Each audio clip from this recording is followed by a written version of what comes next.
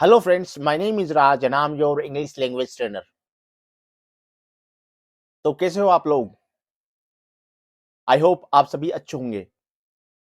तो मैंने मेरी लास्ट वीडियो में हेड टू पढ़ाया था कि हेड टू को कहाँ और कब यूज करना है। अगर आपने मेरी वह वीडियो नहीं देखी है तो आई बटन पर क्लिक करके आप वह वीडियो देख सकते हैं और डिस्क्रिप्शन में भी उस वीडियो का लिंक दिया हुआ है, वहां से भी आप मेरी वह वीडियो देख सकते हैं। और यदि आपको उस वीडियो में कोई भी डाउट है तो आप मुझे कमेंट करके पूछ सकते हैं। मैं आपके हर क्वेश्चन का रिप्लाई करूंगा। एक बात याद रखना दोस्तों, जितना ज्यादा आप क्वेश्चन करोगे उतना ही आप अच्छी इंग्लिश सीखोगे, क्योंकि एक अच्छा लर्नर वह होता है जो क्वेश्चन करे। तो इसलिए दोस्तों, अगर आपको कोई समस्या हो तो आप कमेंट में मुझसे क्वेश्चन कर सकते हैं और मैं आपका रिप्लाई करूंगा। तो चलो, आज हम अपना नया टॉपिक शुरू करते हैं। आज का हमारा टॉपिक है शैल हैव टू और विल हैव टू,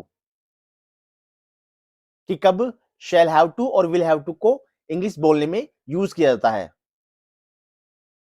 जैसे मैंने मेरी लास्ट वीडियो में आपको बताया था कि हैड टू का यूज जब करते हैं जब हमें पास्ट यानी भूतकाल में किसी बाध्यता या मजबूरी को दिखानी होती है।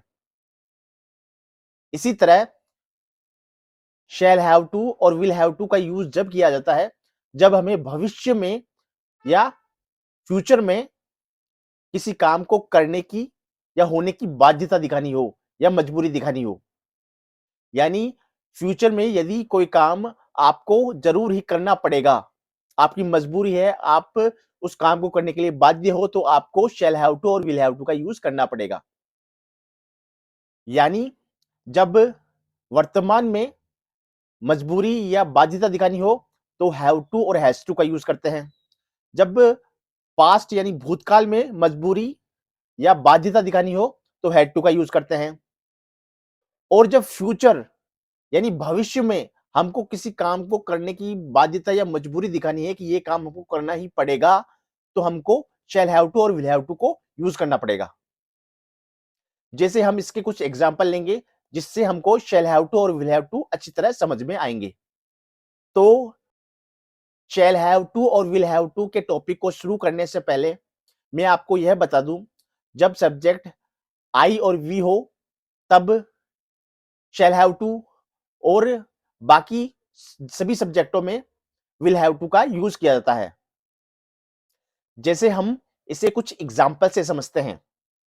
तो जैसे तुम अगर फिजूल खर्ची करोगे तो तुम्हें आने वाले समय में भीख मांगनी पड़ेगी, क्योंकि जितना तुम कमाते हो उससे ज्यादा तुम उड़ा देते हो, तो तुम्हें आने वाले समय में भीख मांगनी पड़ेगी। तो ये तुम्हारी मजबूरी बन जाएगी कि तुम्हें भीख मांगनी पड़ेगी। तो तुम्हें भीख मांगनी पड़ेगी, इस इंग्लिश बनेगी you will have to beg. क्योंकि जब तुम सारे पैसे अभी खर्च कर दोगे तो फ्यूचर में तुम्हारे पास पैसे नहीं बचेंगे और तुम्हें पैसों के लिए दूसरों से भीख मांगनी पड़ेगी। तो यहाँ पे मजबूरी चोरी है कि तुम्हें भीख मांगनी पड़ेगी, तो हम विल हैव टू का यूज करेंगे। इसी तरह आप कहते हो कि मुझे पढ़ाई खत्म करने के बाद काम करना पड़ेगा, क्योंकि पढ़ाई खत्म होते ही मेरे घर वाले मुझे पैसे देना बंद कर देंगे कि तू अब खुद कमा और खा। तो पढ़ाई खत्म होने के बाद मुझे काम करना पड़ेगा, तो ये मेरी मजबूरी है कि मुझे सरवाइव करने के लिए पैसे कमाने पड़ेंगे, तो मुझे काम करना पड़ेगा। इसकी इंग्लिश बनेगी I shell have to work. यानी मुझे काम करना पड़ेगा पैसे कमाने के लिए, यह मेरी मजबूरी बन जाएगी। तो आई शैल हैव टू वर्क। इसी तरह आपके दोस्त ने कोई क्राइम किया है तो आप कहते हो यदि पुलिस ने उसे पकड़ लिया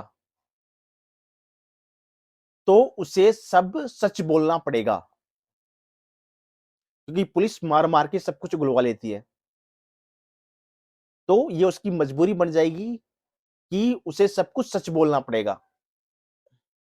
तो उसे सच बोलना पड़ेगा यानी फ्यूचर है कि उसको जब पकड़ेगी तब उससे बोलना पड़ेगा। तो यहां पर भविष्य के अंदर मजबूरी के लिए हम क्या यूज करेंगे, शैल हैव टू और विल हैव टू। तो उसे सच बोलना पड़ेगा। तो इसकी इंग्लिश बनेगी he will have to speak truth.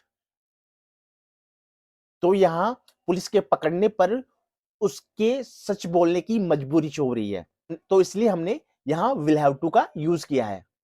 इसी तरह आप कहते हैं यदि हमारा कोई भी दोस्त मुसीबत में पड़ेगा तो हमें उसकी मदद करनी पड़ेगी। तो हमें उसकी मदद करनी पड़ेगी। इसकी इंग्लिश बनेगी we shall have to help him. क्योंकि ये फ्यूचर में मजबूरी को दिखा रहा है कि उस टाइम पे हमको उसकी मदद करनी ही पड़ेगी, क्योंकि वो हमारा दोस्त है। इसी तरह आप कहते हो कि 1 साल का काम खत्म करके मेरे दोस्त को उसके घर पर वापस जाना पड़ेगा,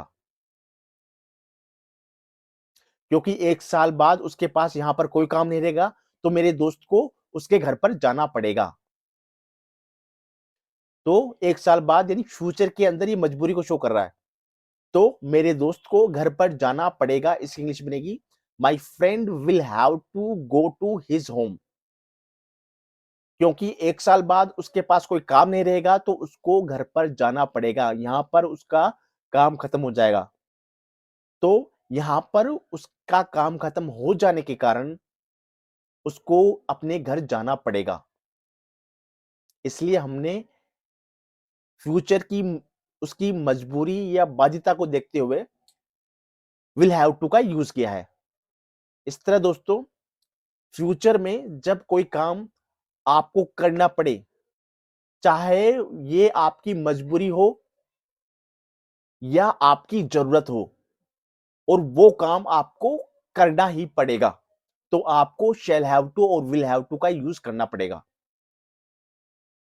और यदि हमें शैल हैव टू और विल हैव टू के नेगेटिव सेंटेंस बनाने हैं, तो हमें शैल हैव टू की जगह पर शैल नॉट हैव टू और विल नॉट हैव टू की जगह पर विल नॉट हैव टू का यूज करना पड़ेगा। जैसे हम शैल हैव टू और विल हैव टू के कुछ नेगेटिव सेंटेंसों को एग्जाम्पल से समझते हैं। जैसे मैं गांव से सिटी में काम करने आया था, लेकिन अब मेरी सिटी में अच्छी जॉब लग गई है और 1 साल बाद मैं खुद का घर ले लूंगा और खुद का मकान बना लूंगा, तो मुझे गांव में जाने की जरूरत नहीं पड़ेगी, यानी मैं यहीं पर सेटल हो जाऊंगा। तो मुझे गांव में जाने की जरूरत नहीं पड़ेगी। इसकी इंग्लिश बनेगी I shall not have to go to the village.